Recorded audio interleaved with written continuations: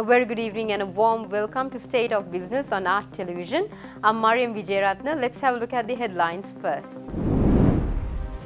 National consumer prices continue to decline.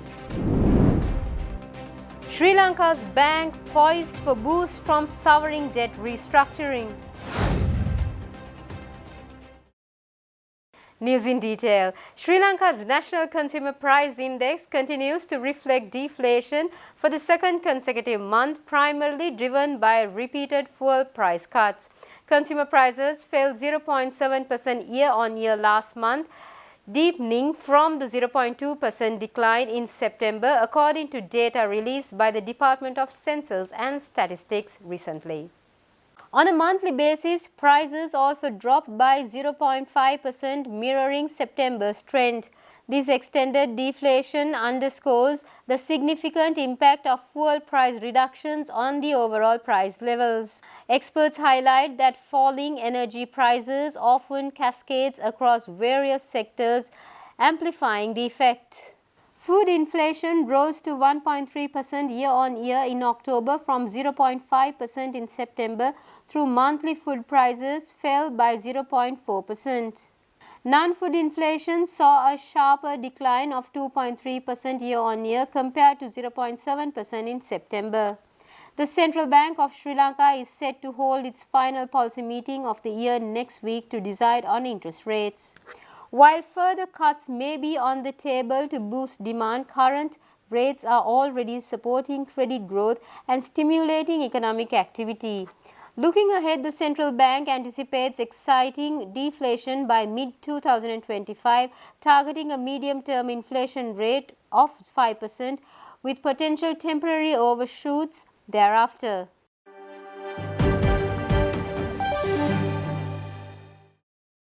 Sri Lanka has been elected as a member of the United Nations Commission on International Trade Law for a 6-year term starting January 2025.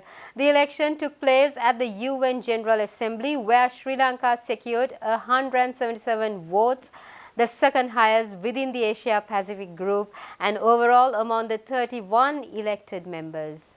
Sri Lanka will join key nations from the Asia-Pacific group, including Malaysia, the Philippines, Singapore, Vietnam, China, Japan and South Korea as part of the Commission. UNCITRAL, established in 1966 and headquartered in Vienna, serves as the core legal body for international trade law. Its work includes removing trade obstacles and harmonizing trade laws globally. Sri Lanka has a history of benefiting from UNCITRAL's model laws, including its Arbitration Act and Electronic Transactions Act, which have been instrumental in facilitating trade and investment. This marks Sri Lanka's third term on the Commission, having previously served from 2004 to 2007 and 2016 to 2022.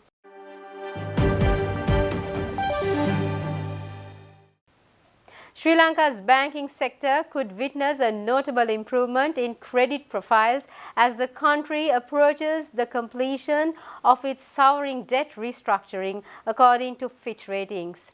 Fitch highlighted that an upgrade in Sri Lanka's sovereign credit ratings could positively affect national ratings for large local banks in a report released recently. Banks' operating environment score of CCC remains closely tied to the sovereign's financial health due to their high exposure to domestic government securities and public sector lending, which account for over 33% of their assets. Fitch noted that a stronger sovereign credit profile could alleviate pressures on banks, improving their financial and operational stability. It also mentioned the possibility of banks regaining access to foreign currency wholesale funding as credit conditions improve. Fitch clarified that while state-owned banks have strong leakages with the government, their ratings currently do not reflect state support due to the sovereign's limited financial flexibility. However, sustained progress in restructuring could lead to a reassessment of state support in the future. The ongoing restructuring efforts have already eased funding and liquidity pressures, with better external sector flows contributing to stability. Fitch highlighted that the current recalibration of Sri Lanka's national rating scale, last adjusted in January 2023, could also evolve based on these developments.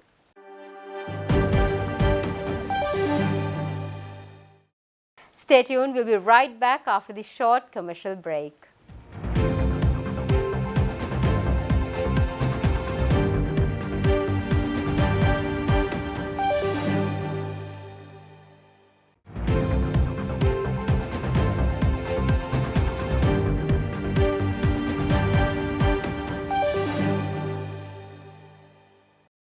Welcome back after the break. Sri Lanka is charting new waters with its first ever marine summit titled Voyage Sri Lanka 2024, set to take place in Colombo on November 26th. The launch of the event was held at a ceremony in Colombo recently. Organized by the Export Development Board in collaboration with key stakeholders, the summit highlights Sri Lanka's contributions to the blue economy and aims to position the island as a global maritime hub. The event will gather industry experts, government representatives and private sector stakeholders to delve into pressing topics including sustainable maritime practices, emerging technologies, investment opportunities. The summit will also explore the future of Sri Lanka's offshore industries including oil, gas and renewable energy, shipbuilding and repair sectors, boat manufacturing for global markets, fisheries export industry. Supported by organizations like the Sri Lanka Ports Authority, Ministry of Foreign Affairs and Sri Lanka Navy, the summit sponsors include Haley's Advantage Limited, Indian Oil Corporation and Colombo Dockyard PLC, among others. Speaking at the launching event, Chairman of the Sri Lanka Export Development Board, Mangala Wijayasinghe, outlined the key role that the marine economy will have in achieving the government's revenue targets. Chairman Wijayasinghe noted that Sri Lanka's strategic location is ideal in attracting foreign direct investment in the time to come. As Export Development Board, we are expecting more than 2.5 billion revenue by 2030 per month. That means more than 36 billion we are expecting from the merchandising export and the service export sector. So this is the government plan. So we have to align, EDB also has to align with the government vision. So then we understand the blue economy. So this is a very much important blue economy. When you look at the blue economy in the industry, in the globally, this is more than 1.5 trillion industry. So Sri Lanka planning to get at least some reasonable income. We are targeting 1 billion income from the blue economy by next 5 years period. When you look at the Sri Lankan strategic location, so we can promote our Sri Lanka very well because strategic location is very much ideal for the investors because they are expecting very much steady government. So we can see that with the recent election, government has taken more than 2/3 majority. So next 5 years we can see that economic stability will be there. So then economic stability also very much important. So with the recent development we can see there will be a lot of economic development is going to be happen. So there are so many foreign direct investors. They came and met us, including foreign ambassadors as well.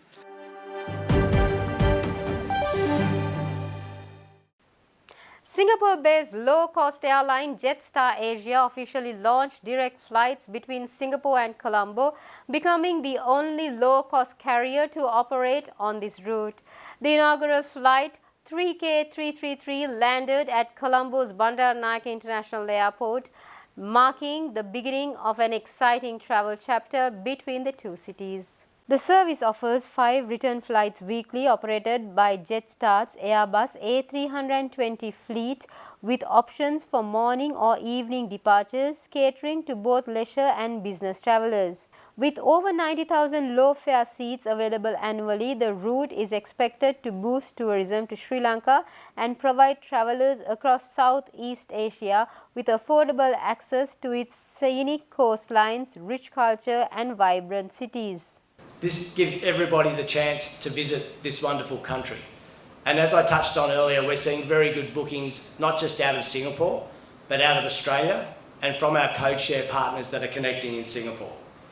And for people leaving Colombo, we have amazing connections to Southeast Asia.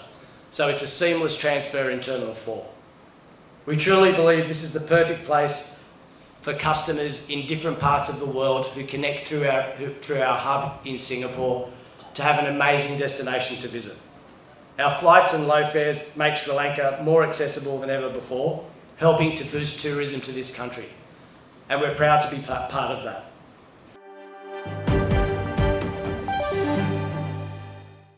Stay tuned, we'll be right back with the stock updates.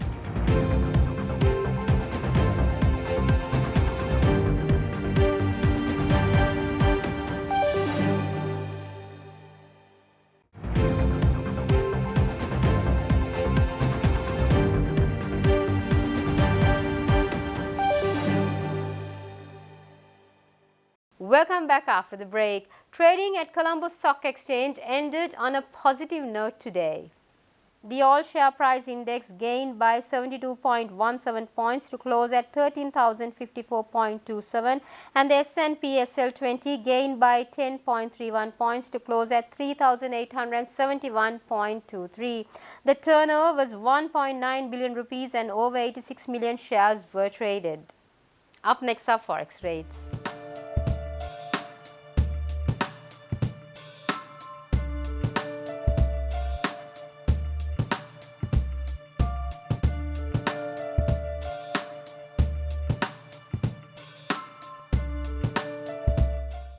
That's all we have for today. For this and more, subscribe to our channel on YouTube and follow us on Facebook. Have a great weekend. Take care. Good night.